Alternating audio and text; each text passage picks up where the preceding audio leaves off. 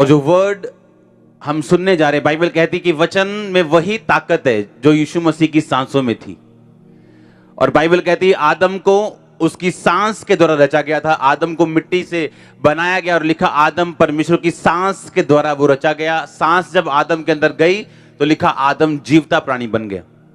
आप मिट्टी के हैं, सब जानते हैं, हम मिट्टी से बनाए गए और लिखा मिट्टी से निकलते हैं, मिट्टी में मिल जाते हैं। लेकिन ये मिट्टी में अगर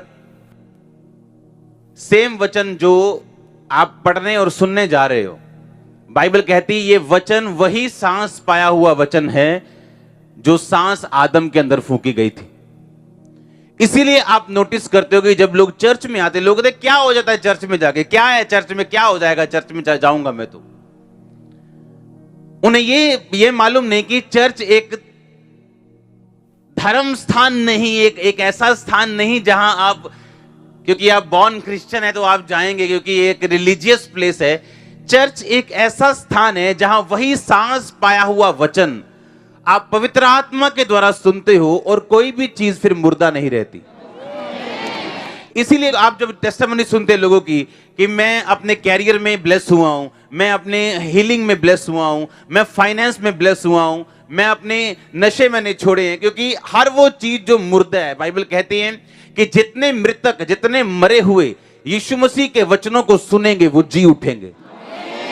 अगर आपका फाइनेंस मरा हुआ है वो जी उठेगा।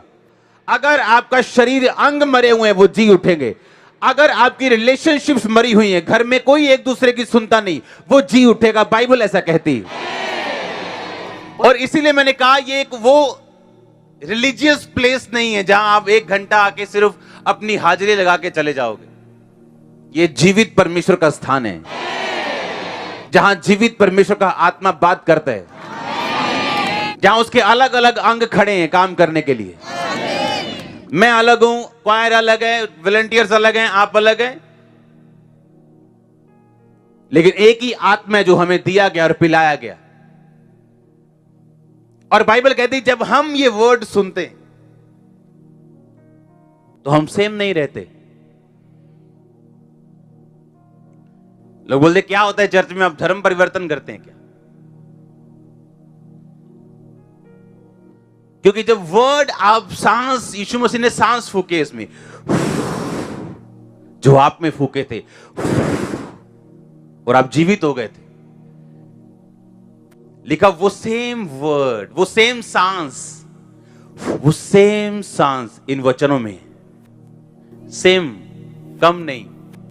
हालेलुया। सेम सांस, सेम जो आदम के अंदर फूकी गई थी। आप जब इसे पढ़ोगे आप लाइफ पाओगे।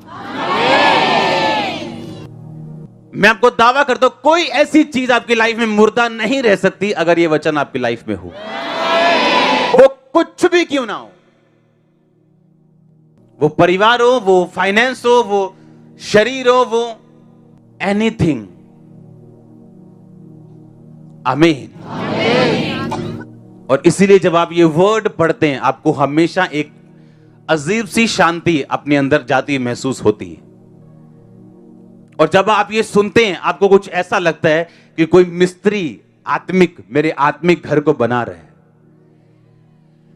आपको ऐसा लगता है कि स्वर्गदूत आपको छू रहे जब आप ये वचन सुन रहे हैं।